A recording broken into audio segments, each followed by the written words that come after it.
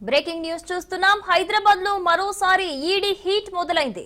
Surana group chairman, director ఇళ్లలో enforcement అధికారులు తనిఖీలు చేపట్టారు. ఏకకాలంలో 4 ప్రాంతాల్లో ఈడీ దాడులు కొనసాగుతున్నాయి. సికింద్రాబాద్, బోయినపల్లి, జూబ్లీహిల్స్ లో తనిఖీలు ముమ్మరంగా జరుగుతున్నాయి. ప్రముఖ పారిశ్రామికవేత్త సురానా గ్రూప్ చైర్మన్ నివాసంలో కూడా సోదాలు జరుగుతున్నట్టు సమాచారం.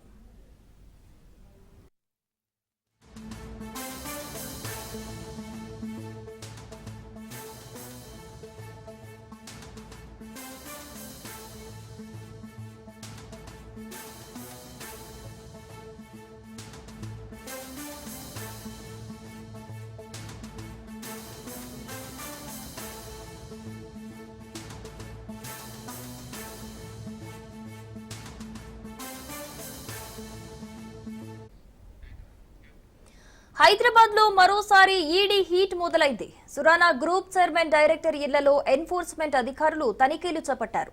ఏకకాలంలో 4 ప్రాంతాల్లో ఈడీ దాడులు కొనసాగుతున్నాయి. సికింద్రాబాద్, బోయిన్పల్లి, జూబ్లీహిల్స్ లో తనిఖీలు ముమ్మరంగా జరుగుతున్నాయి. ప్రముఖ పారిశ్రామికవేత్త సురానా గ్రూప్ చైర్మన్ నివాసంలో కూడా సోదాలు జరుగుతున్నట్లు సమాచారం అందుతోంది. రైట్, ఇదే అంశానికి సంబంధించిన మరింత సమాచారం మనకి రత్నకుమార్ అందిస్తారు. రత్నకుమార్.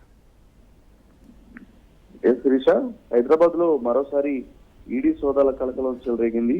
ప్రస్తుతం సురానా గ్రూప్ పైన ఈడీ సోదాలు చేస్తోంది. దాదాపు 4 ప్రాంతాల్లో ఈ సోదాలు నిర్వహిస్తున్నట్లు మనకు సమాచారం అందుతోంది. ముఖ్యంగా సికింద్రాబాద్, బోయిన్పల్లి, జూబ్లీహిల్స్ తో పాటు ఇతర ప్రాంతాల్లో ఈడీ అధికారులు సోదాలు నిర్వహిస్తూ ఉన్నారు. ప్రముఖ పారిశ్రామికవేత్త సురానా గ్రూప్ చైర్మన్, ఆయన యొక్క ఇళ్లు, కార్యాలయాల్లోనూ సోదాలు నిర్వహిస్తున్నారు. అలాగే అతని బంధువులు, ఇతర కుటుంబ సభ్యుల ఇళ్లలో కూడా సోదాలు జరుగుతున్నట్లు సమాచారం అందుతుంది. ముఖ్యంగా ఈ మధ్య కాలంలో వారి యొక్క ట్రాన్సాక్షన్స్ కు సంబంధించి జరిగినటువంటి పేమెంట్స్ కు సంబంధించి కూడా కొంత ట్రాన్సాక్షన్స్ లో అవకతవకలను గుర్తించినటువంటి నేపథ్యంలోనే ఈడీ అధికారులు మొదటి నుంచి కూడా ఫోకస్ చేయడం జరిగింది. కట్టాల్సినటువంటి ట్యాక్స్ కు సంబంధించి కావచ్చు, పే చేయాల్సినటువంటి అమౌంట్స్ ఏవైతే ఉంటాయో డిపార్ట్మెంట్ లో పే చేయాల్సినటువంటి అమౌంట్లలో కొంత నిర్లక్ష్యం చూపారు. అలాగే అధిగమించినటువంటి ఆదాయానికి సంబంధించినటువంటి వ్యవహారంలో కూడా లెక్కలు చూపించడంలో విఫలమయ్యారన్నటువంటి ఉద్దేశంతోనే ఈడీ అధికారులు ఈ సోదాలు చేస్తున్నట్లు తెలుస్తోంది. ప్రస్తుతం సురానా గ్రూప్ కు సంబంధించినటువంటి అన్ని కార్యాలయాలతో పాటు వారి యొక్క కుటుంబ సభ్యులు, చైర్మన్ కు సంబంధించినటువంటి ఇతర సన్నిహితులలో కూడా ఈ సోదాలు నిర్వహిస్తున్నారు ఈడీ అధికారులు.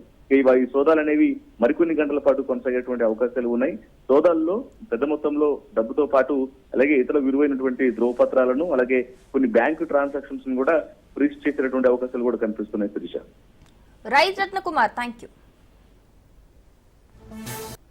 రెక్కలు ముక్కలు చేసుకుని పంటలు పండించిన రైతులకు అన్యాయమే జరుగుతోంది. ప్రకృతి వైపరీత్యాలను అధిగమించి పండించిన పంటకు గిట్టుబాటు ధర రాకపోవడంతో అన్నదాత ఆవేదన చెందుతున్నాడు. ఉమ్మడి నల్గొండ జిల్లాలో రైస్ మిల్లర్లు సిండికేట్ గా మారి రైతులను నిలువునా దోచేస్తున్నారు. వడ్ల రాక పెరగటంతో మద్దతు ధరకు మంగళం పాడారు. చర్యలు తీసుకుంటామని అధికారులు హెచ్చరించినా మిల్లర్ల తీరులో మార్పు రావటం లేదు. ఉమ్మడి నల్గొండ జిల్లాలో ఇష్టారాజ్యంగా వ్యవహరిస్తున్నారు మిల్లర్లు.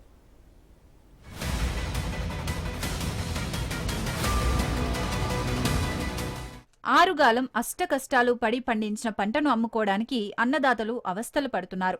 పంటకు మద్దతు ధర చెల్లించకుండా మిల్లర్లు ఇష్టారాజ్యంగా వ్యవహరిస్తుండటంతో రైతుల బాధలు వర్ణనాతీతంగా మారాయి. మిల్లర్లందరూ సిండికేట్ గా ఏర్పడి ధరను నిర్ణయించి రైతుల నుంచి వడ్లను కొనుగోలు చేస్తున్నారు. ప్రభుత్వం నిర్దేశించిన మద్దతు ధర చెల్లించకుండా రైతులను నిలువు దోపిడీ చేస్తున్నారు. గత్యంతరం లేక రైతన్నలు మిల్లుల వద్ద పడిగాపులు కాస్తూ తాము పండించిన పంటను అమ్ముకొని ఉసూరుమంటూ అక్కడి నుండి తిరిగి వెళ్తున్నారు. ఉమ్మడి నల్గొండ జిల్లాలో ఇష్టారాజ్యంగా వ్యవహరిస్తున్న మిల్లర్ల తీరుపై అన్నదాతలు ఆగ్రహం వ్యక్తం చేస్తున్నారు.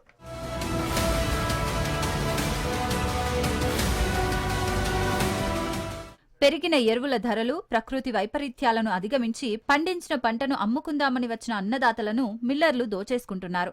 తేమ శాతం ఎక్కువగా ఉందని, గింజ రంగు మారిందని వంకలు చూపుతూ తక్కువ ధర చెల్లిస్తున్నారు. ఒకవైపు సన్న బియ్యాన్ని 6,500 రూపాయలకు విక్రయిస్తున్న మిల్లర్లు రైతులను మాత్రం నిలువు దోపిడీ చేస్తున్నారు.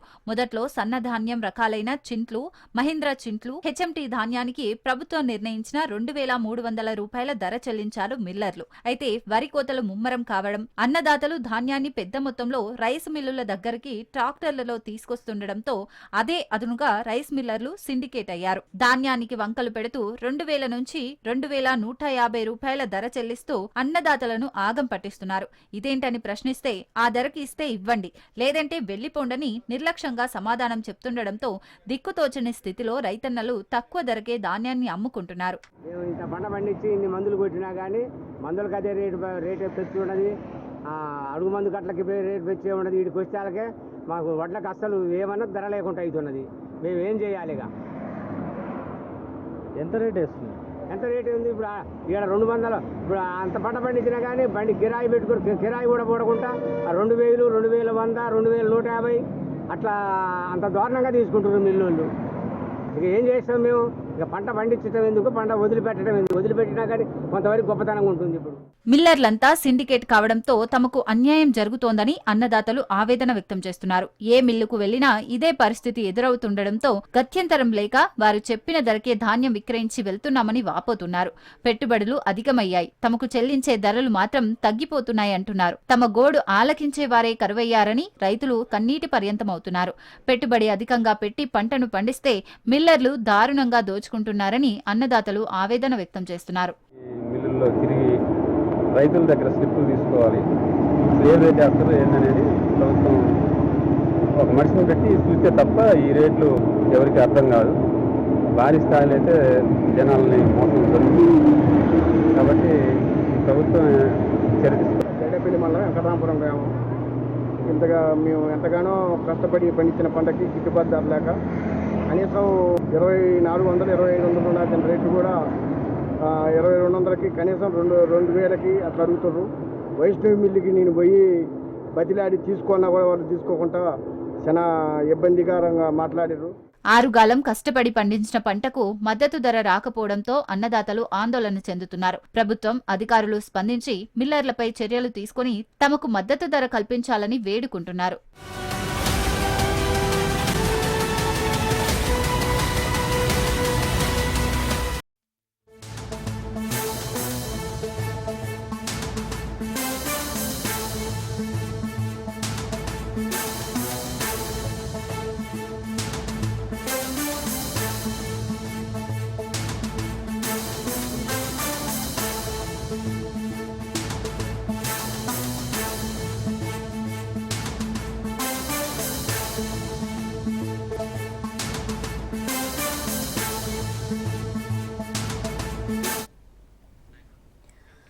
మద్యం మత్తులో అంబులెన్స్ డ్రైవర్ పట్టుబడిన ఘటన హైదరాబాద్ లోని ఎల్బీ నగర్ పిఎస్ పరిధిలో వెలుగులోకొచ్చింది.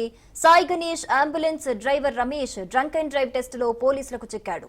అనుమానం వచ్చిన పోలీసులు టెస్ట్ చేయగా డ్రంక్ అండ్ డ్రైవ్ టెస్ట్ లో పాజిటివ్ వచ్చిందని పోలీసులు వెల్లడించారు. డ్రైవర్ రమేష్ పై కేసు నమోదు చేసిన పోలీసులు ఇవాళ కోర్టులో హాజరుపరుస్తామని చెప్పారు.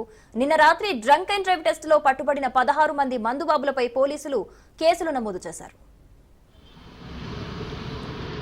చూపించండి సార్.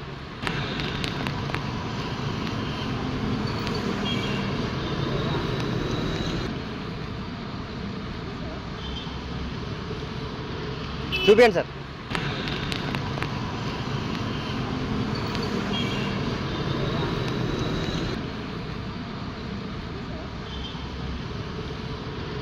చూపించండి సార్.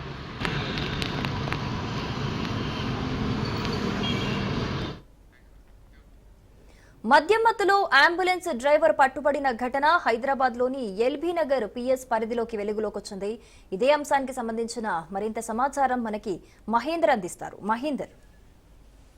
శిరీష, మద్యం మత్తులో ambulance driver drunk and drive లో పట్టుబడ్డాడు. సాయి గణేష్ అనేటువంటి అంబులెన్స్ డ్రైవర్ ఎల్బీ నగర్ లో డ్రంక్ అండ్ డ్రైవ్ నిర్వహిస్తున్న క్రమంలో కర్మాన్ ఘాట్ జంక్షన్ వద్ద ఆయన డ్రంక్ అండ్ డ్రైవ్ లో దొరికాడు. మొత్తంగా సాయి గణేష్ అంబులెన్స్ డ్రైవర్ గా అలాగే ఉన్నాడు. మరి రమేష్ కు డ్రంక్ డ్రైవ్ పరీక్ష నిర్వహించగా మద్యం సేవించి వాహనం నడుపుతున్నట్టుగా నిర్ధారణ అయింది. తాను అయితే ట్రాఫిక్ పోలీసులు అయితే ఇది నిర్ధారణకు వచ్చారు. నేడు ఉదయం ఆయన రమేష్ ను తెలియడం కోసం కోర్టులో హాజరుపరచడం జరుగుతుంది. ఎల్బీ నగర్ ట్రాఫిక్ ఇన్స్పెక్టర్ మల్లారెడ్డి ఆధ్వర్యంలో జరిపిన ఈ డ్రంక్ అండ్ డ్రైవ్ పరీక్షల్లో మొత్తంగా ఒక ఆటో, ఒక అంబులెన్స్, కారు, 14 మోటార్ సైకిల్స్ తో పాటు మొత్తంగా 16 మంది మందుబాబులు పట్టుబడడం జరిగింది. ట్రాఫిక్ ఇన్స్పెక్టర్ మల్లారెడ్డి పాటు ఎస్ఐ కృష్ణ కూడా ఇదంతా పాల్గొనడం జరిగింది. మొత్తానికి అంబులెన్స్ డ్రైవర్ డ్రంకన్ డ్రైవర్ చేస్తే డ్రైవర్ తో పాటు రోగితో పాటు రోడ్ల మీద ఉన్నటువంటి ప్రజలకు కూడా ఎంతో ముప్పు. అంబులెన్స్ డ్రైవర్లు అంటేనే దేవులతో సమానంగా కొలుస్తున్నటువంటి పరిస్థితి ఉంది ఈ సమాజంలో. అలాంటిది అలాంటి పవిత్ర వృత్తికి కూడా కలంకం తీసుకొస్తున్నటువంటి ఇలాంటి తాగుబోతు డ్రైవర్ల వల్ల ఎంతో ఇబ్బందులు కలిగే అవకాశం ఉంది. కాబట్టి దీన్ని చాలా సీరియస్ గా పరిగణిస్తున్నారు. అలాగే మొత్తానికి గతంలో కూడా డ్రంకన్ డ్రైవర్ లో అంబులెన్స్ డ్రైవర్ దొరకడం జరిగింది. వాళ్ళపైన కఠిన చర్యలు తీసుకోవడం జరిగింది. సో మొత్తానికి రమేష్ అనేటువంటి డ్రైవర్ ను పోలీసులు అయితే అదుపులోకి తీసుకున్నారు. ఆ డ్రంకన్ డ్రైవర్ టెస్టులు తాను దొరకడం మరి నేడు తదుపరి చర్యల కోసం కోర్టులో ప్రవేశపెట్టనున్నారు. Trisha. Right Mahender, thank you.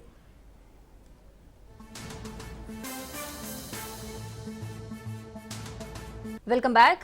అభివృద్ధి సంక్షేమ పథకాలను ప్రజల్లోకి తీసుకెళ్లాలని సీఎల్పీ సమావేశంలో చర్చించామన్నారు ఎమ్మెల్యే నాయిని రాజేందర్ రెడ్డి. ప్రతిపక్షాల అసత్య ఆరోపణలను తిప్పికొట్టాలని సీఎం రేవంత్ ఆదేశించారన్నారు.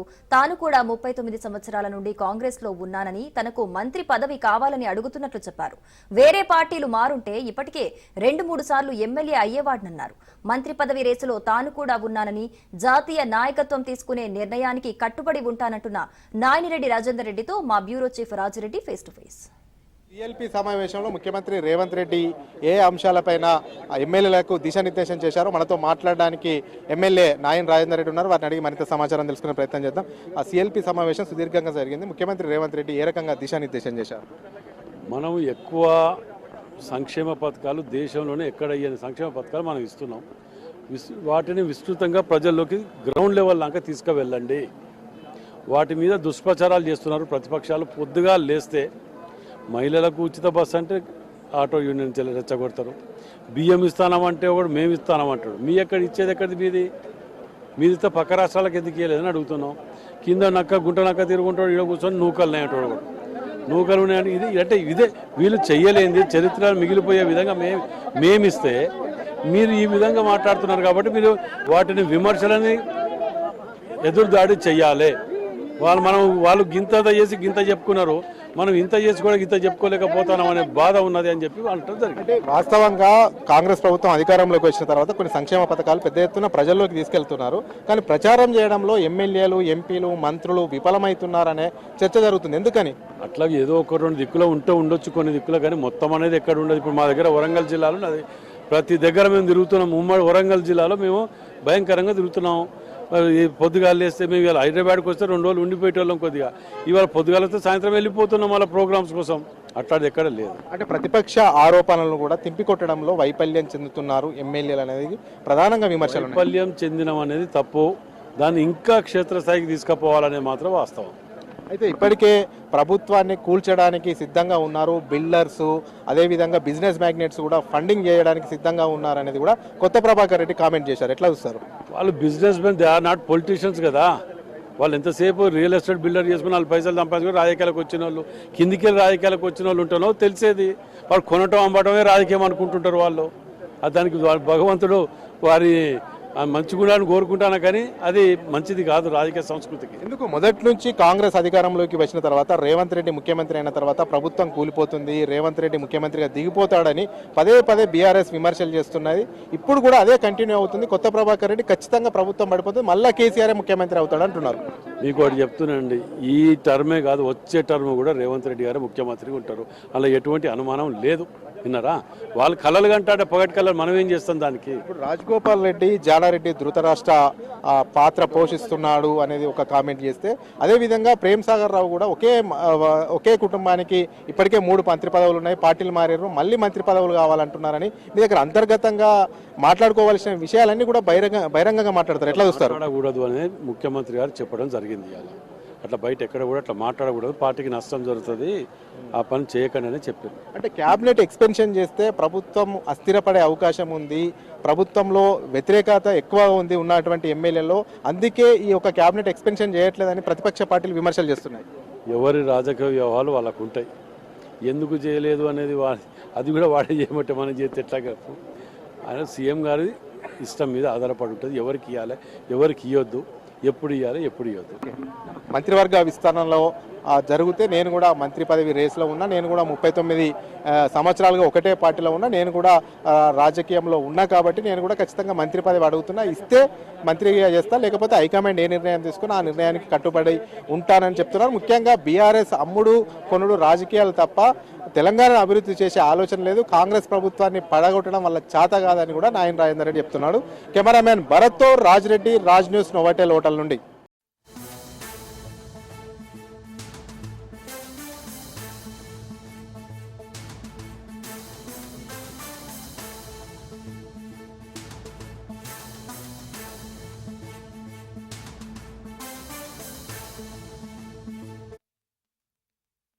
స్పా సెంటర్ల మాటున గలీజ్ దందా కొనసాగుతోంది.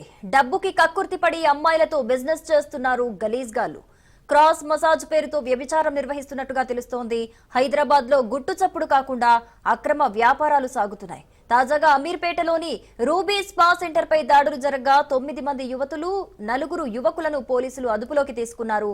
స్పా సెంటర్ నిర్వాహకుడు వెంకట్ ని అరెస్ట్ చేశారు.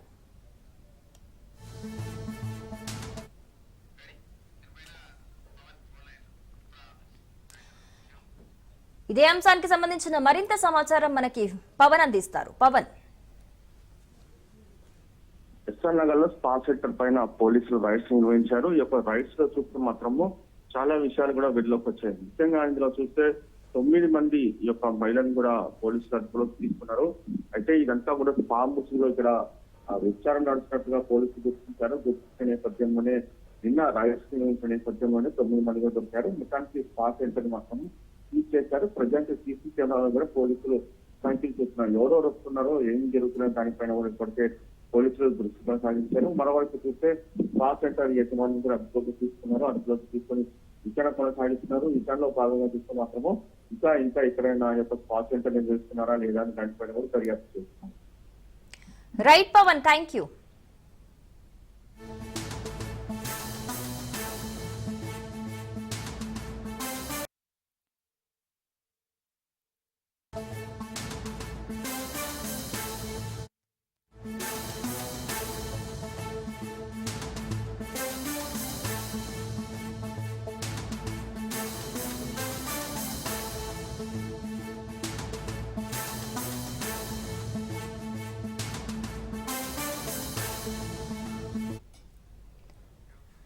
కాంగ్రెస్ సర్కార్పై హరీష్ రావు ఫైర్ అయ్యారు.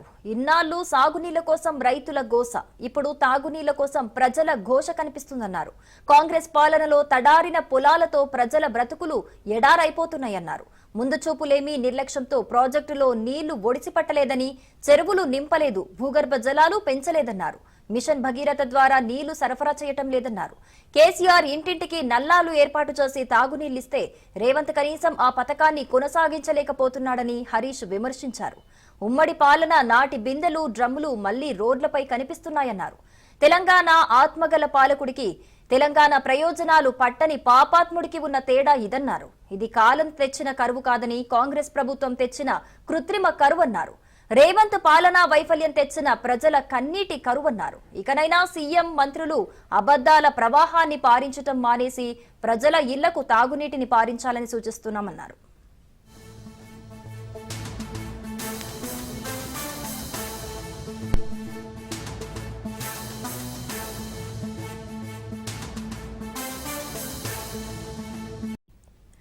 గత 5 ఏళ్ల పాలనలో జరిగిన అవినీతి అక్రమాలను బయటికి తీస్తా, నియోజకవర్గాన్ని అభివృద్ధి బాటలో నడిపిస్తానన్నారు శ్రీకాళహస్తి ఎమ్మెల్యే బొజ్జల సుధీర్ రెడ్డి.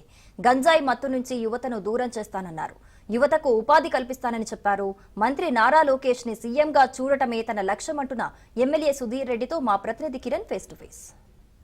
ప్రభుత్వం ఏర్పడి ఇప్పటికీ 11 నెలలుగా వస్తూ ఉన్న కొన్ని నియోజకవర్గాల్లో అభివృద్ధి పథకంలో మాత్రం దూసుకుపోతుందని చెప్పుకోవచ్చు. అందులో ముఖ్యంగా కాళాశ్రీ నియోజకవర్గం మాత్రం దాంట్లో ముందనే చెప్పుకోవచ్చు. ప్రస్తుతం మనతో పాటు కాళాశ్రీ నియోజకవర్గ ఎమ్మెల్యే బొజ్జల సుధీర్ రెడ్డి గారు మనతో పాటు ఉన్నారు. సార్ని అడిగి మరిన్ని విషయాలు కనుక్కునే ప్రయత్నం అయితే చేద్దాం. సార్ చెప్పండి సార్, మీరు ఎన్నికలకు ముందు అయితే చాలా వాగ్దానాలు ఇచ్చారు. కాళాశ్రీ నియోజకవర్గంలో అభివృద్ధి పథంలో తీసుకెళ్తా అన్నారు. ఈ 11 నెలల కాలం అవుతా ఉంది. ఏ విధంగా ముందుకెళ్తున్నారు? కళ్ళకు కనిపించేటట్టు స్వర్ణముఖి కావచ్చు, రోడ్స్ కావచ్చు, డివైడర్స్ కావచ్చు, టెంపుల్ కావచ్చు, ముఖ్యంగా ప్రజలకి ఏం కావాలో ఒక శానిటేషన్ దగ్గర నుంచి మున్సిపాలిటీలో క్లీనింగ్ దగ్గర నుంచి నాకు ఓసిడీ ప్రాబ్లం ఉంది, చెత్త చూస్తే వల్ల కాదు. కాబట్టి పర్సనల్గా నేను పాదయాత్రలో ఎక్కడెక్కడ తిరిగాను, 60,000 ఇల్లు పైచిలకు ఇల్లు నేను నా భార్య తిరిగిన తర్వాత నేర్చుకునేది ఏంటంటే ఇంటి ముందర చెత్త, కాలవ, నీళ్లు, ఇల్లు, భూమి ఇవన్నీ కూడా పాత 5 ఏళ్లలో గడిచిన 5 ఏళ్లలో చిన్నవిన అయిపోయాయి. నా లోకేష్ అన్నతో పాటు పాదయాత్ర నడిచిన తర్వాత చాలా నేర్చుకున్నాం. నేను కావచ్చు, ఆయన కావచ్చు, నిజంగా ఆ లైవ్లోనే ఎంతో నేర్చుకోవడం జరిగింది. దాంట్లో ముఖ్యంగా ఈ జాబ్స్ ఆయన నడుస్తున్నప్పుడు ఆయనతో పాటు వెనకాల మేము నడుస్తున్నప్పుడు ఎంతోమంది వచ్చి అన్న జాబ్స్ ఏమన్నా అన్న, డిఎస్సీ లేదన్నా అన్న, ఎటోడి అన్నా మాకు మేము కులం తక్కువ అన్నా అని చెప్పి నాకు జాబ్స్ ఇట్లేదన్నా, మాకు కొద్దిగా మాట్లాడి ఇంగ్లీష్ మాట్లాడేది కష్టం ఉందన్న, అందుకోసం స్కిల్ డెవలప్మెంట్ చేయాలన్నా, ఇట్లా రకరకాలుగా వాళ్ళు వచ్చి చెప్తుంటే నేను విన్నా. ఆయనతో పాటు నడిచింది, ఆయనతో పాటు నేర్చుకుని, లోకేష్ అంతో పాటు నేర్చుకునింది. సో నాకు ఒక ఆలోచన వచ్చింది, ఎస్ మనం గెలిచిన తర్వాత ఒక మెగా జాబ్ మీద పెట్టాలా అని చెప్పి ఒక సంక్రాంతితో ఈరోజు నాన్నగారు పుట్టినరోజు బొజ్జల గోపాలకృష్ణారెడ్డి గారు ఎన్నో కంపెనీస్ చేయడం జరిగింది. ఆ రోజు చంద్రబాబు నాయుడు గారి విజన్తో ఆయనతో పాటు ఆయన వెనక నడిచినప్పుడు దగ్గర 29 కంపెనీస్ ఆ రోజులు ఇచ్చాడు. బిగ్ కంపెనీ, పైగా ఇండియాలోనే కాళహస్తిలోనే ఐసర్, ఐఐటి 2 ఒక దగ్గర ఉన్నాయి, అది తెలిసిన విషయమే. సో ఇలాంటి మంచి అట్మాస్ఫియర్లో ఉన్నప్పుడు పాత ప్రభుత్వం ఏంటంటే వాళ్ళ దగ్గర కంపెనీస్ దగ్గర త్వరగా కత్తిపెట్టి డబ్బులు తీసుకోవడం. మా మహానుభావుడు అయితే పాత ఎమ్మెల్యే అయితే కత్తిపెట్టి షేర్ అడిగాడు, కంపెనీలో షేర్ అడిగాడు. It's international company, but still how can you ask for share. So అట్లా ఆ రకంగా చేయడం, రోడ్లు లేకపోవడం, మెయింటెనెన్స్ చేయకపోవడం, గలీజ్ ధైర్యం నేను కాలాల్సింది నిజంగా కడుపు దొరికిపోయింది. సరే మనం చదువుకున్న వాళ్ళం, వచ్చిన తర్వాత మనకంటూ మార్పు చూపించాలా. ఎప్పుడు అన్న ఫస్ట్ 1 ఇయర్లో ఫస్ట్ ఇంప్రెషన్ ఇది బెస్ట్ ఇంప్రెషన్ అని అందరు చెప్తారు. సో నేను కూడా ఏం ఆలోచించాను, ఫస్ట్ 1 ఇయర్లో ఆ నారా లోకేష్ అన్న టీం అనే మార్క్ మనం చూపించాలి. చివరిగా అన్న, మీరు యూఎస్ఏలో చదువుకున్నారు, అక్కడే ఇండస్ట్రీలు ఉండొచ్చు, మీరు బతుకుండొచ్చు, కానీ ప్రజలకు సేవ చేయాలని చెప్పేసి కాళహస్తి నియోజకవర్గం ఎమ్మెల్యేగా నిలబడి సేవ చేస్తున్నారు. ఇది ఎలా ఉందండి? తలరాత, డెస్టినీ. నిజంగానే ఏ రోజు ఎట్టొస్తుందో మరి తెలియదు అన్న. ఏదో స్వామి ఎట్టిస్తాడో భగవంతుడు ఆ రకంగా చేస్తాం. నాకు ఒక మంచి ఆపర్చునిటీ ఇది. లోకేష్ అన్న గారి టీంలో పనిచేసి ఈ రకంగా డెవలప్మెంట్ చేసే ఆపర్చునిటీ నాకు చంద్రబాబు నాయుడు గారు, లోకేష్ గారు ఇచ్చినందుకు వాళ్ళు ఎల్లవేళలా మేము ఎప్పుడు రుణపడి ఉంటాం. మా నాన్నగారు కూడా మోస్ట్ లాయలిస్ట్ టు టీడీపీ. అదే రకంగా నాకు కూడా జగన్మోహన్ రెడ్డి గారు సీఎం ఉన్నప్పుడు ఎన్నో రకమైన ఆఫర్లు ఇచ్చినారు, బంపర్ ఆఫర్లు, కానీ ఏ రోజు కూడా నేను దేనికి వంగలే. కాబట్టి ఇంకా కూడా నా కట్టి కాలే వరకు లాస్ట్ వరకు కూడా లోకేష్ అంతోనే ఉంటాం, ఎక్కడ పోం. ఆయన సీఎం చేసుకొని మేము చూడాలా, ఆయనతో పాటు ఉండాలా. ఇది మొత్తం మీద కాళహస్తి నియోజకవర్గ ఎమ్మెల్యే బొజ్జల సుధీర్ రెడ్డి చెప్తున్నారు. తను వచ్చిన తర్వాత ఏదైతే ఎన్నికల ముందు ఇచ్చిన హామీల ప్రకారము ప్రతి ఒక్కరికి యువత ఎవరైతే ఉన్నారో వాళ్ళంతా తప్పుదావ పట్టున్నారు, వాళ్ళందరినీ ఒక సరైన రీతిలో తీసుకొని వచ్చి అందుకే ఇప్పుడు 50,000 మందికి పైగా జాబ్ మేళా కార్యక్రమాన్ని పెట్టి వాళ్ళందరికీ యువతకందరికీ ఉద్యోగాలు కల్పిస్తూ, మరోపక్క కాళహస్తి నియోజకవర్గంలో ఏదైతే భూములు ఉన్నాయో వీటన్నిటికీ ఇండస్ట్రీస్ తీసుకొని వచ్చి అత్యధిక యువతకి ఉపాధి కల్పించేదానికి ముందుంటాము. మరోపక్క నారా లోకేష్ ఖచ్చితంగా ముఖ్యమంత్రి తీరిన తర్వాత నేను ఖచ్చితంగా అది చూస్తాము, అంతవరకు ఈ రాజకీయాల్లోనే ఉంటామని చెప్పేసి కూడా బొజ్జల సుధీర్ రెడ్డి అయితే ఈ సంచలన వ్యాఖ్యలు అయితే చేసే పరిస్థితి కనిపిస్తూ ఉంది. కనపర్షన్ రమణాతో కిరణ్, రాజ్ న్యూస్, కాళహస్తి.